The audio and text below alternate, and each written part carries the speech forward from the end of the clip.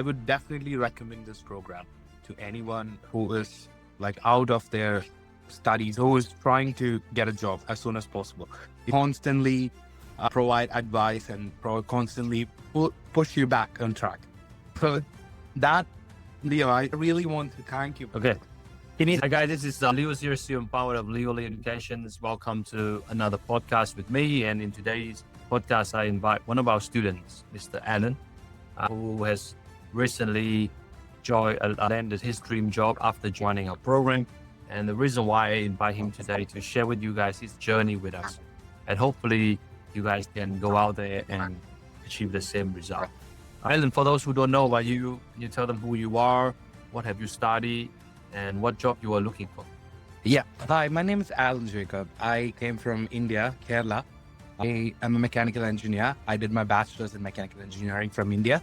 And then over here in Australia, I came to do my master's in engineering management. I did it from James Cook University. And it has been a very good journey so far. And I during my last days of engineering, I was, as anybody else, I was like really serious about getting a job. I was so tensed. I was so stressed.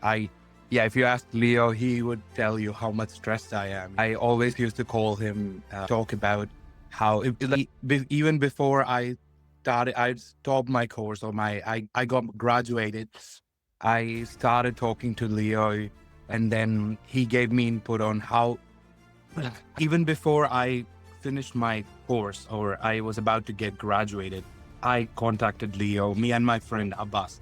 So we tried contacting Leo, and then he talked to us about how this course is structured, how it could be helpful. And I was excited from the moment. And then we even had a chat. Like I said, I didn't want to do it right away. I will do that later. So Leo was so considerate that he postponed the course for me to a later date. And then I was in it, and then I was stressed, as I said, and then I wanted to get a mechanical engineering job. Once the course started, I had like 8 weeks of lessons. 8 weeks of lessons where Leo advised us to put whatever he has taught us into practice from then on. Whatever Leo gives is a side of insight, a side of inspiration. It helps us to start. So I am a lazy person by nature. To just get started is very hard for me. Leo, I suggest you could take him as a key. So he just grinds you up. He just shows the reality, and then he just pushes you into that. And most of the work, even if you do alone, or he has got this structured path where you can just travel on, and then you can go to the other end. It's really helpful. It was amazing. And I've got a job as a graduate fire engineer. I've been struggling to get a job since day one of Leo. I took like 2 months to get the job. In between, I had to go to India, like post this career searching, and then job search, and then come back to it. Leo was even kind enough to post that for me, and then take it up on another date. And then I got an interview. I got an interview with a client, and he talked to me about fire engineering, and I wasn't even aware of fire engineering. It's a new discipline for me. It can be tied up to mechanical engineering, but it's entirely different. Or it is just a sub. There are lots of things to study, but even I got a job as such. But that's because I started networking. I started talking to people, not just people from my own stream, but different types of people. That Leo helped me a lot to see that. I suggest, as a conclusion, I would really suggest Leo to anyone who is in my situation, trying to find a job, or he has got so many ideas, guys. Sure. Now, Alan, thank you so much for your thoughts. Now, let's just rewind a little bit, though, because I think it's nice to hear a bit about your journey in the beginning. So, when you first came here, when did you come to Australia? I came to Brisbane, actually. What was that? Which year did you come to? 2024. 2024. Okay. Yeah. And when you first came here, what sort of jobs were you doing? I was I tried all kinds of jobs, like part-time job. I worked as a chef, not a chef, like a kitchen help hand. Then did Uber for most of the time.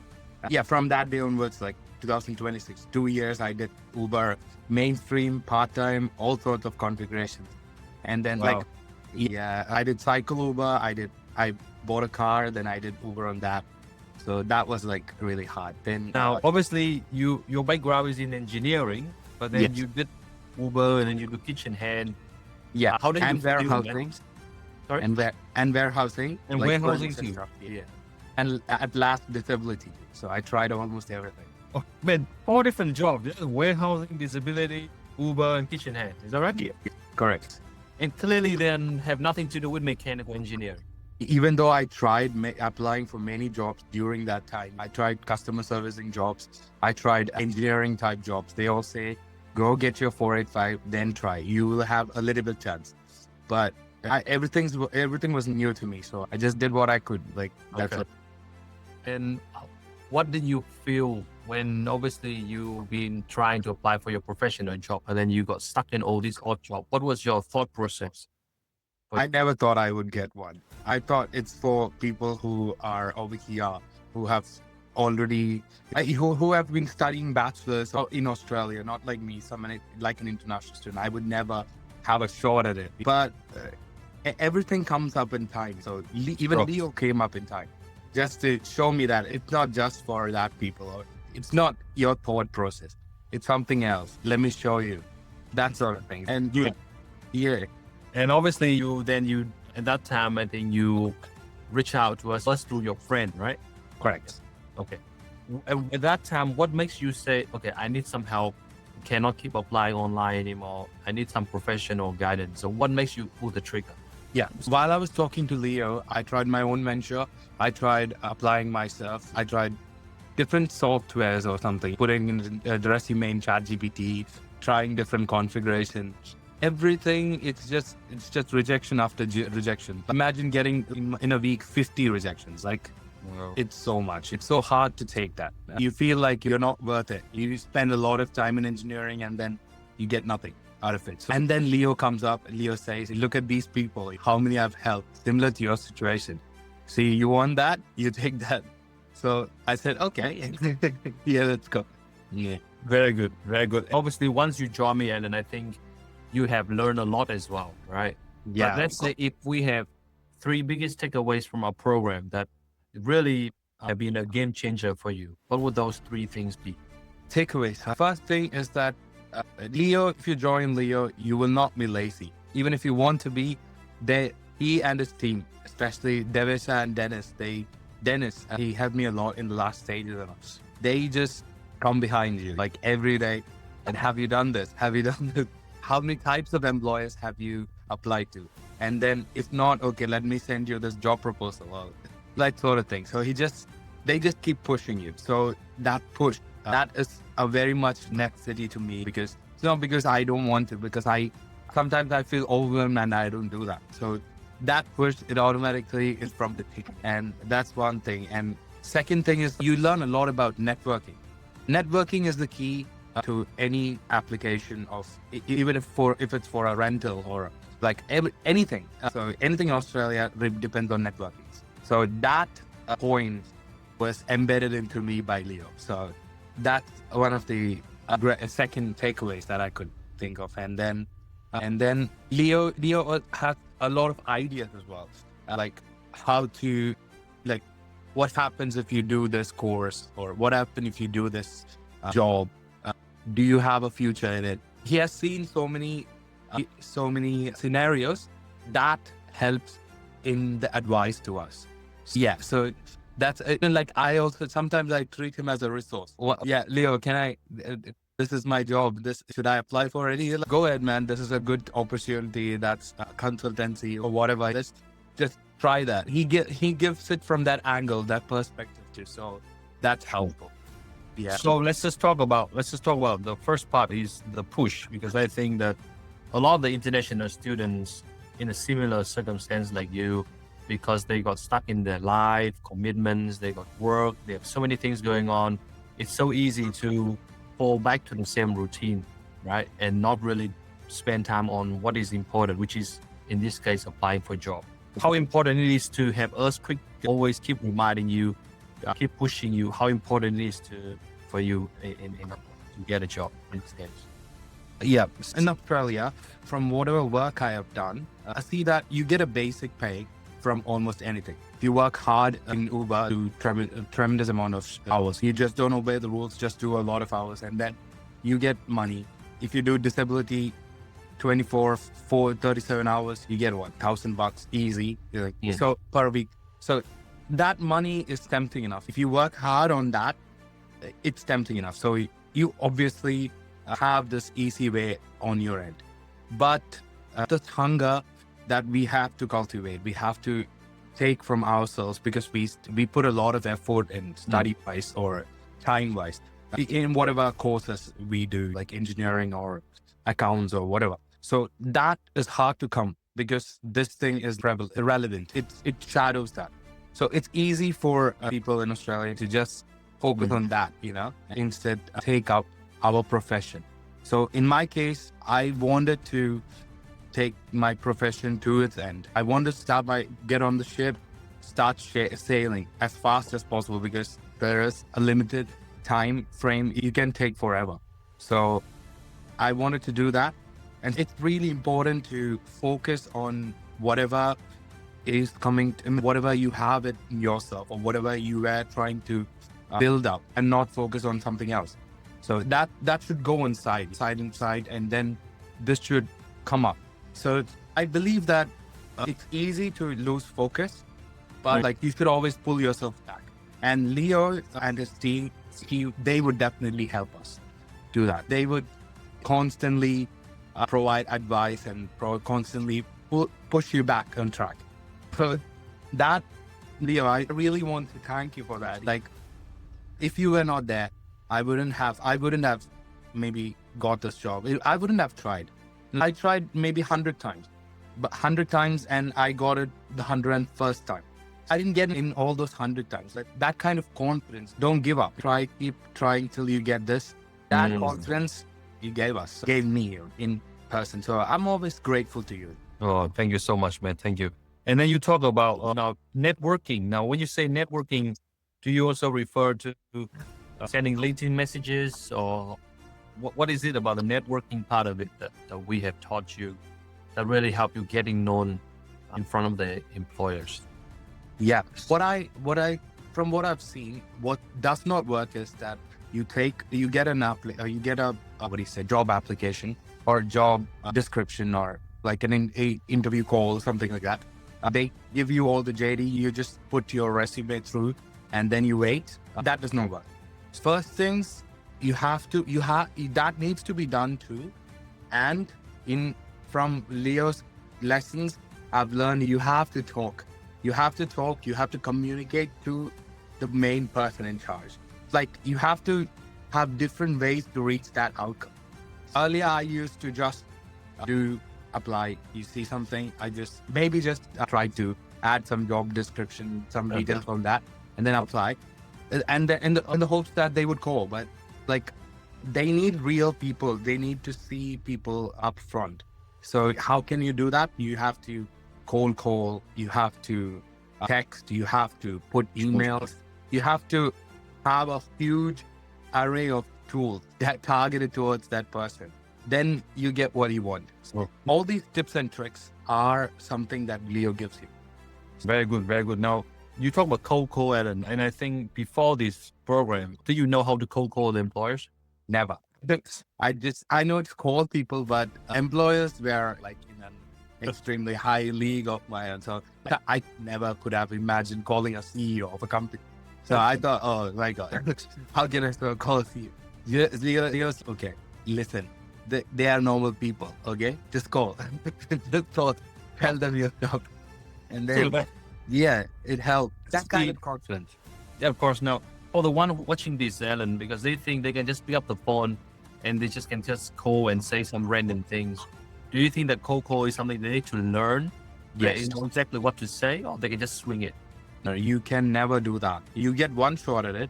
The employer, when you give a cold call, you coming out of your private store and you're giving them all they want. So if they don't see that, then they're going to put you down. So all the interview, all the initial ice breaking, if their point of view about you, their judging, everything is done in that call. Or like when you come to a meet, there wouldn't be an interview too.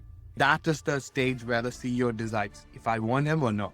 So it should be structured. It should be there are some techniques that Leo teaches, how to pitch, how to follow up, that sort of things.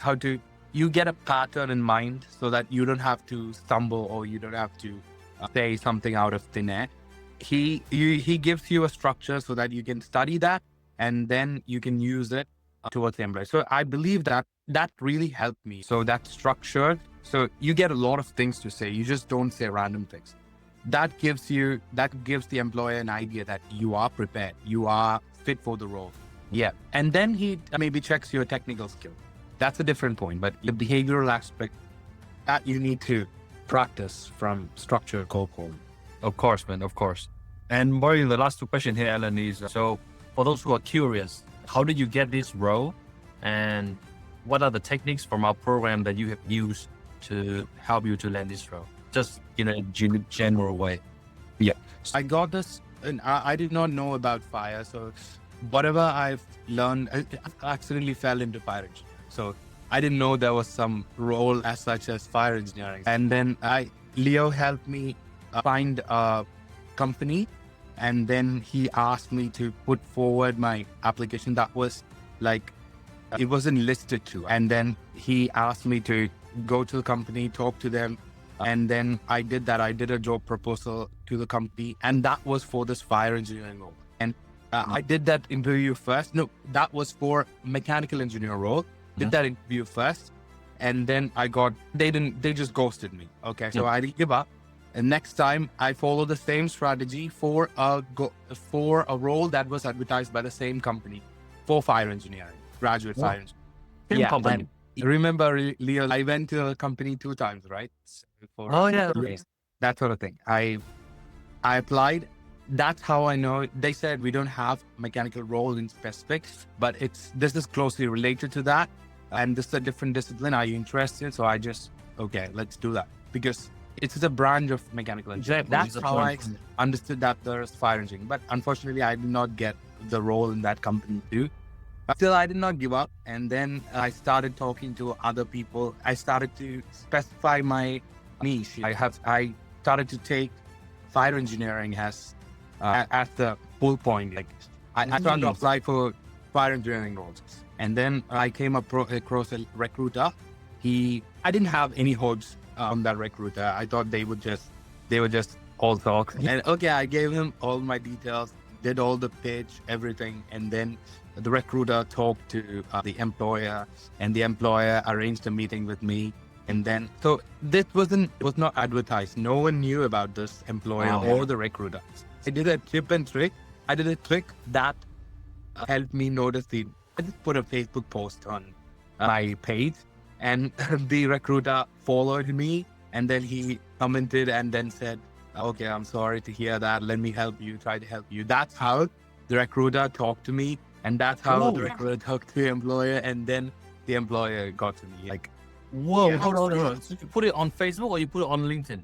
Facebook. Yeah, I tried. I was constantly putting it on Facebook, LinkedIn, all social media platforms I could.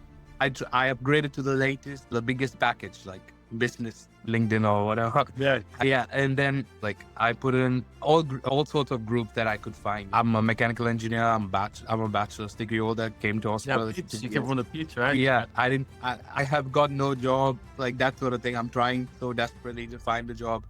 That's an emotional post, and that's how people like the recruiter talk to me. Wow. Yeah. Yeah. And then they prepare you for the interview, right? Yes. Tell them about how helpful was the interview preparation. Yeah. Dennis and Leo, they gave you a structure. They got to know, okay, you have this interview, you have this company under consideration. They are considering you. Okay, for the interview, you need so many points. And then they prepare you, even they advise you how to appear, like what kind of dress should you wear, and then from those basic things to giving a gift or like all the subtle things. The recruiter, I gave him the thank you card at the end of my interview, the interview that landed me the job. And I gave the thank you card, and the recruiter, next day, he emailed me. He told me, thank you for coming and thank you for the cards. They just mentioned that. Like, I never thought, like, I thought that was a simple thing. I did that only because Leo told me. And now I believe that's important. Yeah. And then all those background things, plus what's important. What all should you learn if it's fire engineering? What all questions would come? Like, on basis of their experience and how, like, most of the employers in Australia, they, like, for a graduate role, they wouldn't want to know if much technical knowledge or technical stuff or not. They would require you to understand, have a basic level of understanding. If you're a mechanical engineer, you need to know about like the pressure or like what the pump sizing should be and stuff like that. And how much flow rate it should be on a sprinkler and basic things like that. But they wouldn't actually test you on that. They would test you if you are a fit for the company, if you can do the job, if you can gel with the team. Yeah, that aspect is the most important, and that's where Leo hits the nail. Awesome, man. So, this is the first time you told me the full story of how you landed this role, man. Because at that time you just told me briefly. I just know a little bit. I don't know the whole story, but yeah, it was all pretty fast. That's why, like, I didn't get a time to stop and think. It was just like click and then go. And then next day, even the recruiter said, like, at first the recruiter said, I'm not considering anyone, not much people. You're just one of the candidates. If you are not suitable, I'll go to the next person, that sort of thing. The recruiter told the employer, and I heard that. But like after I talked to the employer, the final interview, like he said, there are other people in consideration at the same time. And I was like, oh my God, again, barriers after barriers.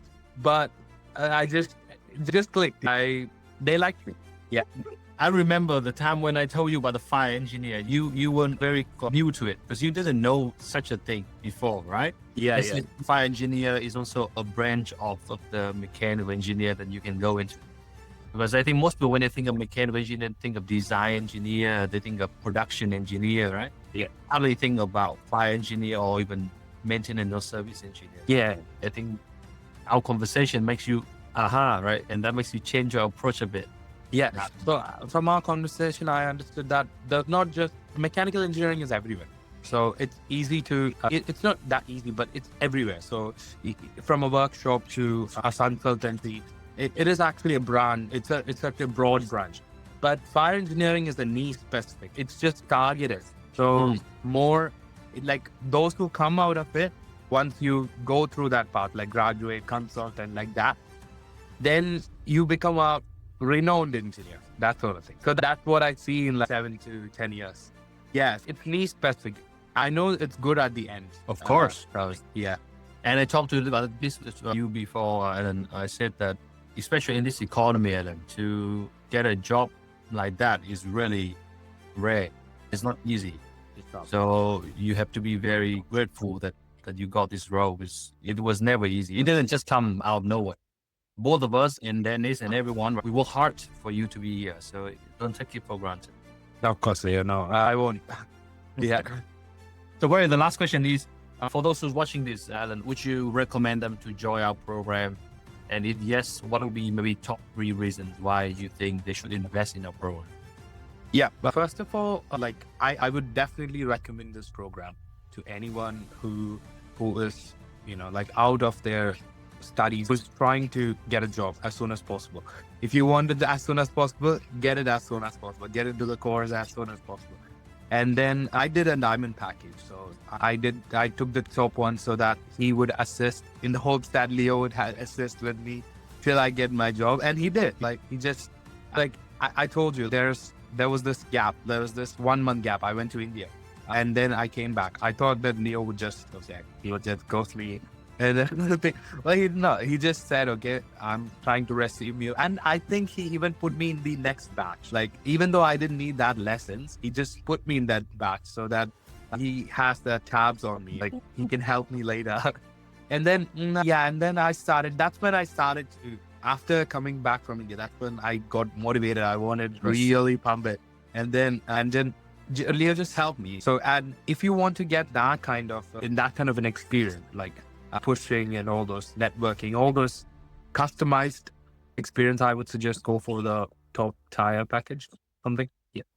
And thank you so much, Alan. And how do you feel now, man, to finally get a professional job? I feel happy and I feel nervous at the same time. I've got on this boat in the ocean. I have to build that boat into a ship. I have to make sure that boat does not sink. All these things like PR and other things are just islands in the ocean. I have to reach the other shore. So long thing to go. And like I said to you before, Alan, you make sure you do it well, because if you do, you can even ask them to sponsor you.